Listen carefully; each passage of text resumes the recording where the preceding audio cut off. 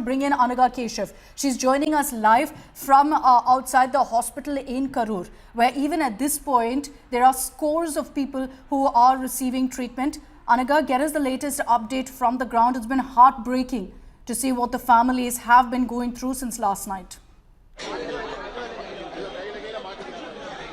Well, Akshita, we're in fact reporting from the Karur Government Hospital. Absolute distressing and chaotic scenes. In fact, Edappadi Palaniswamy, the leader of opposition, has just met with those undergoing treatment and is also, we believe, met with the families of those who have passed away.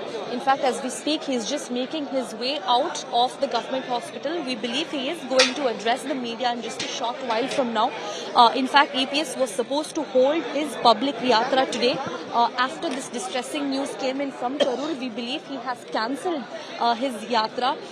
In fact, Deputy Chief Minister Udayanidhi Stalin, who was supposed to be in Dubai for a family vacation, has also cancelled his trip and he has landed in Trichy. We hear he is also going to be coming to Government Hospital to be meeting with the families of victims.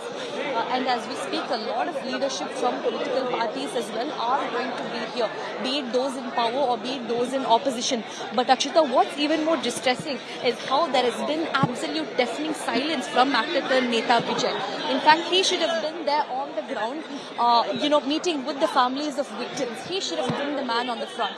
But very unfortunate and highly questionable as to how he immediately fled to Chennai as soon as this tragedy took place.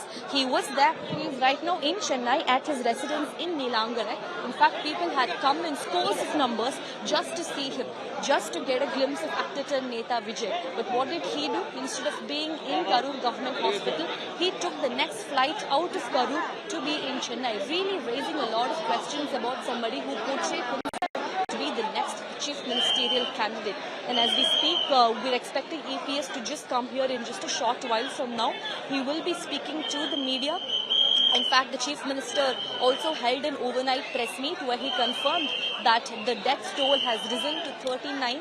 We are talking about 13 men and 17 women and even little kids. 4 male kids and 6 female kids, we believe, have lost their lives because of this absolutely devastating tragedy. Truly a dark day in the state of Tamil Nadu. Stay with me.